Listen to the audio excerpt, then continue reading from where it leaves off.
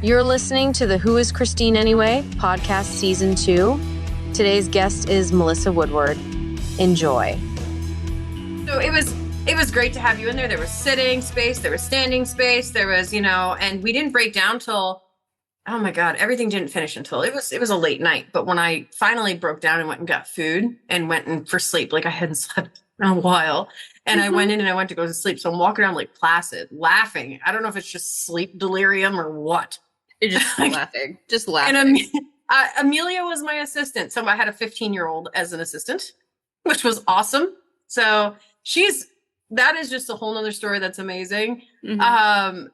I should have her on here one of these days to have this discussion, because it was like for her. Oh my gosh, yes. She had her own security guard, and it was like watching a Disney movie, and not like she's a princess. Like it was like The Parent Trap. Like this guy who had to watch her, his name was Terry. I love Terry. He was part of my security staff, and I'm like, who wants? I have my own security guard, and then she has hers because she's 15. She has a friend with her also, and I'm like, Terry, can you keep up with her? Like, not insulting, but she's 15 and we're not. So, like, let's be right. Real. Oh my gosh. Fine, I got this. And like, it was, if I could have just did cutaway videos, it would have probably been one of my favorite videos. But periodically, I would be like, I'd see Terry and I'd be like, where's my kid, Terry? Like, where's my fucking kid? He's like, she was right here. And then like, you would just see Amelia running across the top of the bleachers, like up at the top, going, giggling across the top. And I'm like, she's up there. And then by the time Terry got up there, Amelia's running. She was back downstairs. Through the fucking, like, down by the dressing rooms. And she's not even running. She's just walking. And then like, he's like, I'm like, where is she now? He'd show back up next to me because she'd be next to me. So he'd show up next to me. And then I'd be like, where is she now? And he goes, damn it. And like, she'd be like outside the windows, like, wait. Oh my God. I'm like watching this, and I'm like, probably about 2 hours into it, I'm going, she's having a fucking blast. Mm-hmm. It's hilarious. It's hilarious. Oh my God. Like, I'm just like, I don't want, she was really great and helpful, and she did her job, and she had a walkie, so I could just be like, Amelia, get back down here. Come to your mother. We are in area this. Mm-hmm. And she would come down, and she had her friend Lizzie with her, who they were just such good sports. So, and I really like everybody there. They were, some were old friends and some were new friends. So it was really great. So by the time, we get to Lake Placid, we're all kind of giggly from just higher delirium, success high, all the, the dopamine, like all that good stuff. And there's one place open. One place. And we go in and we're like, what the fuck ever. We'll just go here. It's fine. And it's in Lake Placid on the main drag. So you really have a limited selection as is. Yeah. And we sit down and they're like late night menu, and it's 4 items. Okay. Well, I don't not like any of these 4 items. So let's just, I pick one, she picks one, her friend picks one. And then I had, one of the other people with me too. And it fucked up every single plate. Except for one. And I'm like, that's okay. So here we are, like, swapping food and like eating off each other's plates, and just, I don't think we went to bed till 6. And then we got up at like 8. And then we left by 9. And so I think you stopped at the stand too, like very quickly, and you just looked so tired. It was a letdown. It was just definitely a cortisol letdown. And it's the thing is that post-show crash is real. The post-show crash is real. But the thing is like, I could work normal shows and then go teach a seminar the next day. But this one just seemed to have so much more weight. And I think it was because I was emotionally so invested in it because of what it defined. And I think that, of course, having my kid there and then having another kid who's bedazzled her eardrum and like, I'm starving and they fucked up my food, but I'm also like, what the fuck ever. As long as, it's not a deviled egg, we're cool. And at the same time, I'm just like, I'm so tired. So I remember I stopped at like Stewart's in Lake Placid, got a strawberry milk. And then I think I stopped at your stand. I can't remember what I grabbed. It's something quick to eat. It was one of the... Slept. Mm-hmm. Mama slept. Mama took a nap. And I think I was so peopled out. I didn't go near people for like 3 days. No, you didn't even like talk on the phone. You're just like, nope. No texting, just D&D, and I'm just gonna let my cat tell me what rom-coms to watch now. Right. What do you think, Simon? How to Lose a Man in 10 Days? So, but it's interesting because a lot of people think they're like, well, you must have went out and partied. I'm like, do you have any idea how much I did not? Like, I just wanted sleep. It's an interesting concept. But, you know, there's something I do miss about the DIY scene. Definitely. Like, the smaller scale scene is like shows end. It's not so much chaos. It's not so much production and understanding and all these things. Like, and I like I said, I have great teams. My teams are always efficient and they're very thoroughly like industry standard. But I really miss having like the van kind of cram packed and just being like, you know, keep the banner. Like going and finding like, let's go get like some trashy pizza. like in Watertown, we ended up, we ended up at Wendy's with Green Reveal one day. Oh man, you know, that's one of the more underrated. I don't eat a lot of junk food. We went to Taco Bell with Doppler Effect. What do you order at Taco Bell? What do you a Taco Bell order? Like if you're gonna have to, what are you getting?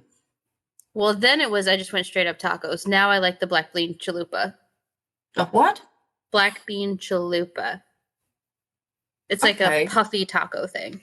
Yeah, well, I know what a chalupa is. Well, it's just like it's like I'm just thinking, and, I'm like black beans in that though. Like, would that be good? But I imagine it would be good. It was actually really good.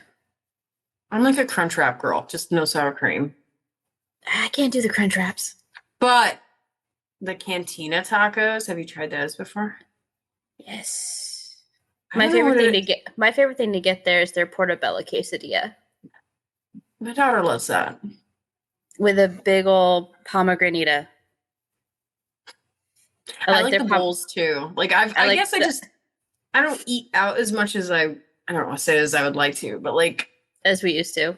But those would be my go-tos. Or like now they have power bowls. Like I love Spanish rice. But I would good. So like I'm just weird like that. I'd be like Spanish rice, lettuce, chicken, tomatoes. I'm eating like a picky woman in a fancy restaurant. Just a salad, please. Right. But if I found out something really interesting, and the reason I asked that and mentioned the Cantina tacos is aside from the fact that they are fucking delicious, I went through like a phase where I was like, wow, whoever came up with these Cantina tacos, and this is like relatively like within the past 6 months. I was like, whoever came up with these are amazing. It can't be unhealthy. It's tortillas, cheese, and chicken with some spicy jalapeno sauce. Cool. I found out that if I like ate them before bed, I would have these wild, lucid dreams. Crazy dreams. Like, and I couldn't pinpoint that it was the tacos. So like it happened probably about 5 times before. And I mean, I know that's excessive. Like you aren't like, oh, it's the food. You're not going to be like, what is it? Like, I'm just like, that was dope. Back into the dreaming weirdness for me. But right? they were kind of fun dreams. Like I was not opposed to them, but I found out that like having them, I would have really kind of like vivid dreams. And then it was only when they started getting like scary vivid. Then I was like, what's doing this to me? And I would go back over what I had eaten for the day. Mm-hmm. And that fucking taco. And it was always after, like, if I have to eat after 8, like, I don't care if I eat whenever I eat. I'll eat whatever. But after 8 o'clock, if I eat, it's like feeding a gizmo after midnight or whatever. The gremlins. Yeah, if I eat a Cantina taco after 8, I can guarantee you it's going to be a whack dream, like a bad trip. Like it's going to be, what the fuck? So, and I'm a sleep talker. Yee. Yeah. If I get overexhausted too, I will straight sleep talk. Like if you go to my website, those little comments at the top, these little things. Is that like what you said at night? These are things that I've either said in passing to people, or I've slept talked and said, or I woke up and like from a nap and said something ridiculous. Like I know the one witches are the worst came from like 2 years ago when I had started doing the board meetings, and I was referencing feeling like a witch burned at the stake. And it was stuck in my head. And I don't remember the dream or anything else, but apparently I woke up the next day and like, you know, when you're still like really groggy. Mm-hmm. And I had said like, oh, witches are the worst. what the No fuck? context. Like, no context. But it's the same thing. And they came from like a myriad of places. Like anything that anybody submitted that they've heard me say that just kind of sticks to them. And I feel like every person that's like, I don't want to say unfortunately come into the contact with me, but fortunately has had this experience of having me loosen up and kind of come down enough to be able to realize that I really do say a lot of kind of like doofy, idiotic things on occasion. And I probably spend way more time laughing than you would think. I was just like, submit them. Like, let's see where this goes. So that's where those all kind of came from. Like the Earnhardt one, though, was something I said in my sleep. Did you see the Earnhardt one? No, I didn't see that one. I was just looking to see what today's was. Oh, and they change like every hour or two. I don't wear brightly colored makeup when I go camping. I'm not an idiot. I wear mascara. That's today. What the fuck? I'm like, I'm reading it. I'm like, wait, what? Well, okay, first of all, I'm gonna go ahead and say you should wear I get it.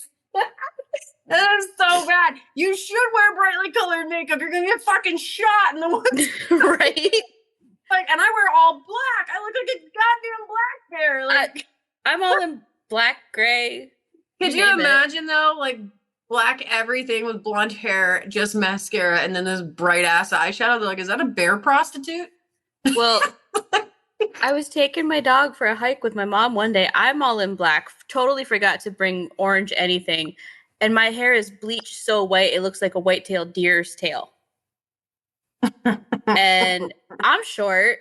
I'm like, oh, shit. I didn't bring anything bright to wear. You put your hair in a high ponytail. Oh, no, it was short like this. I couldn't do anything with it. You could just spend like Pebbles or Bam Bam, whichever one it was like, that had the little ponytail. Like spiked in the back, so it looked like a legit, like, white-tailed. It looked like the deer's tail. You look like just... And, of course, didn't have the bright orange vest for Remy yet. He's, black dog, black harness, black leash. I'm like, Mom, please tell me you have something bright in the car. Yeah. Nope. I think that's one of those funny things that it's like, living up here, we know to wear bright colors when we go in the woods during hunting seasons. Like, obviously, it's not such a big deal in the spring when nobody's really hunting. But, like, I never think about it in the fall. I'm always like, pretty leaves. Like, I'm just as ditzy as the day is long. And I'm like, okay. And then I'm like in a black hoodie. And I'm like, oh, wow. I am just about the size of a small black bear. Like, I am, uh-oh. Oops. Uh-oh. I almost hit like 3 deer on your road last night, by the way. They cross all the time. I get so close to hitting them every night when I come home from work. I had 2 that used to come to my yard every night, and I named them Doris and Eileen because they seemed like classy women. I think they were women. They never had antlers. But then again, it was summer when they were coming to my house. Yeah. So actually, it was like late winter, early spring. So we wouldn't have been budding with the velvet yet. Yeah, they wouldn't. Nope. But so I, all of a sudden, it's so bad. And I remember going outside one day and I'm like, I've only seen one for like the past 2 nights. And I had said to somebody else who lives on the road and he was plowing out yards.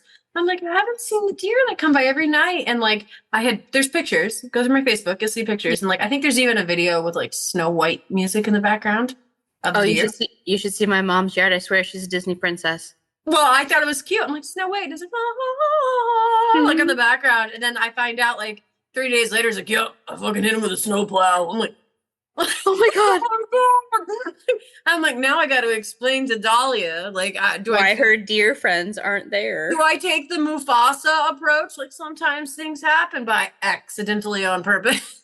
But I don't think he meant to on purpose. He just, big truck plow on the front. And it just, at that time, they can't stop quick.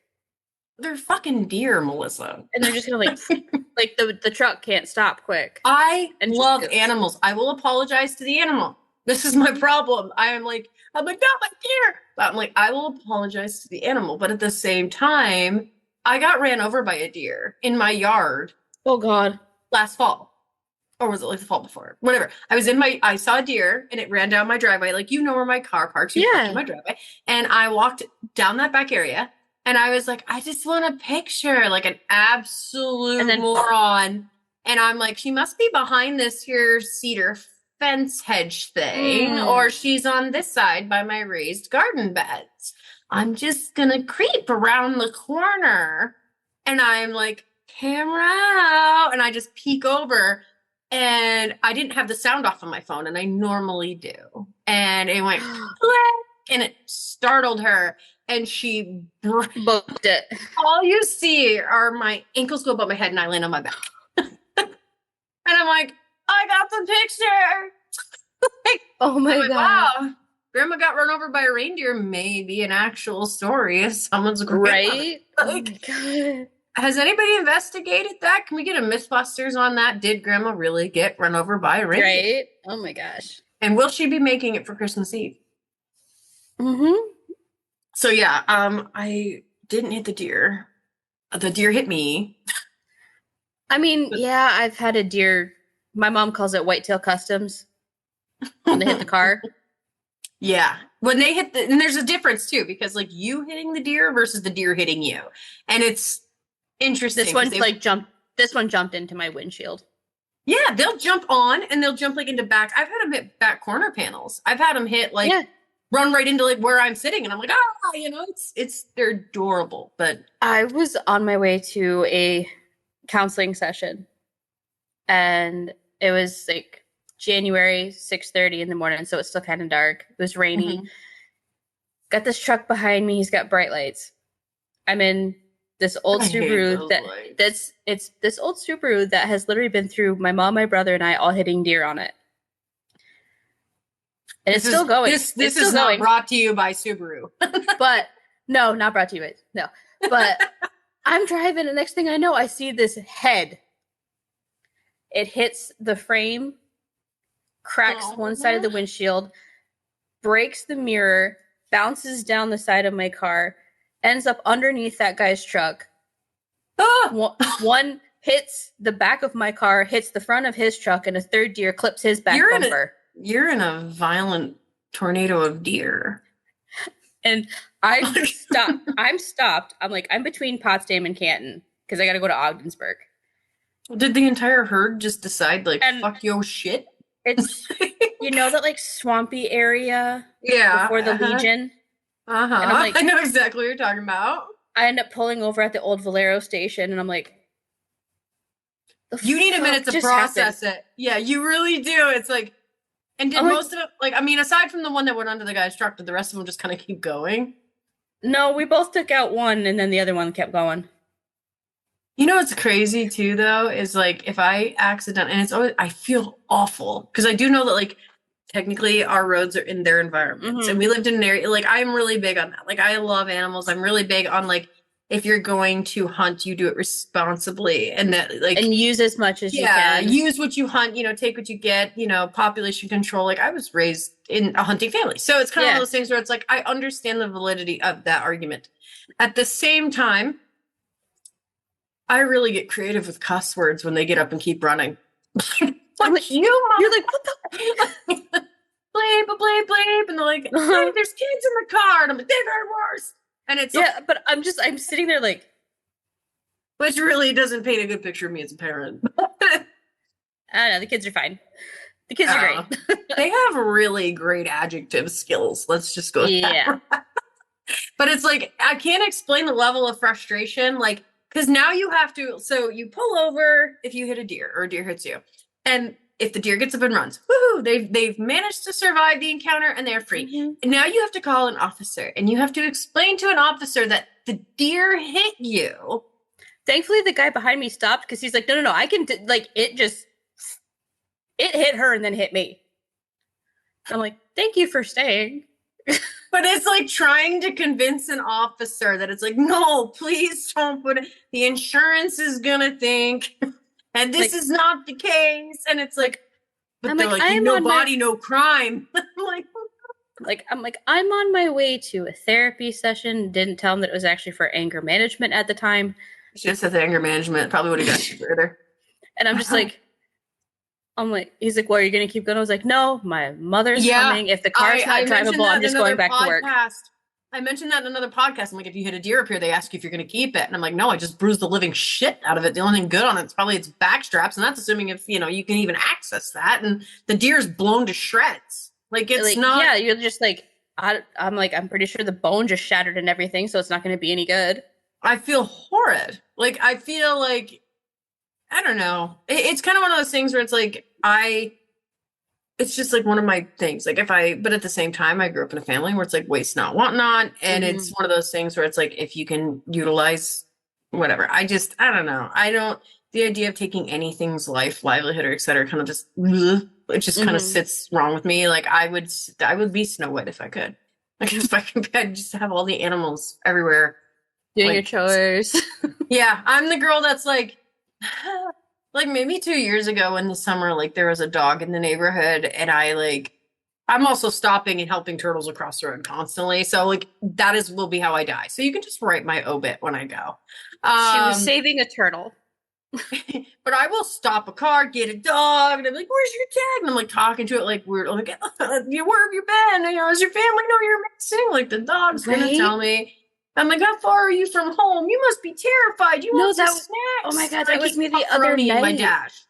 That was me the other night. I was coming home. It was like still kind of like that twilight time, so it was really funky. This tan dog, no leash, no collar. I almost hit her. Like you can hear my tires screeching. And then you can hear you screeching. I opened the door. She comes right up to me. Was like, "Oh my God, oh my God!" Like, and you apologize. You always apologize. You're like, "I'm so sorry." Oh my God, I'm so sorry. Terrifying. Like, she's like, her tail's wagging. She's all happy. I'm like, "Okay, obviously I didn't hit you." And I'm like, "Okay, well, where's home?" Yeah. She actually went to the door. So I'm like, "Sir, is this your dog?" And he's like, "Yeah, yeah." I'm like, "Okay, I'm really sorry. I almost hit her. She's fine. I'm like, I'm not." I'm like, my heartbeat is like, I don't know. Like that is so hard to me too. But like last spring, I think, you followed me closely on Facebook. Last spring, like when I was going up to the top of the hill, to the stars, it was like in the fucking morning. It was early. So these kids' buses are going by and kids are going to school. And I don't even know where I was going. And somebody had hit a cat. Don't be a piece of fucking shit. Hit an animal and leave it in the fucking road. That is somebody's baby. And it was like, so I know. So, I didn't hit it. I was like, first of all, that is a terrible place to get out of the car again and get in the road. So don't do that. And I know it's bad because people come over that hill going so fast. And I was just like, and it was, oh God, I don't even want to say freshly done, but it was still soft. Rigor mortis hadn't set in. It was just, and it had just gotten just a little abrasion on the head. So it had just very small damage. And I picked her up, I don't remember. And I'm in heels. I had to go to work. That makes me sound like a prostitute. I'm not a prostitute. I was going to do something. I had a reason to be in heels and it wasn't for what you think. Especially that early in the morning. Fuck. But anyway, I escorted said lovely lady to the side of the road. And how do you put that online delicately? So I don't want to say I chopped up his head because that sounds really aggressive, but I cropped the photo so that you can see the markings on the body. And I'm like, I don't know whose cat this is. If this is your animal, I have moved it to the side of the road next to the telephone pole. It's located here if you want closure. Here's the telephone pole number. And I, in heels, ran every single house on that hill. I was like, I was going to a student thing for the kids, but there was a lot of houses. There was quite a few, and it was on a hill and in heels. Yeah. So, and I was like knocking on doors, and I'm like, somebody hit a cat. I didn't hit the cat, and then some guy had a cat that looked identical to it, and he thought it was his. So he's like, well, now I've had a heart attack before my coffee, and I'm like, I'm so sorry, but I'm very glad it's not yours. And just wanted to make sure. I never found out if the person ever came and claimed it, but eventually the body was gone. It was gone. And it wasn't like, hey, somebody came in the night like coyotes and ate it. It was gone later in the day. Like somebody had come and picked it up.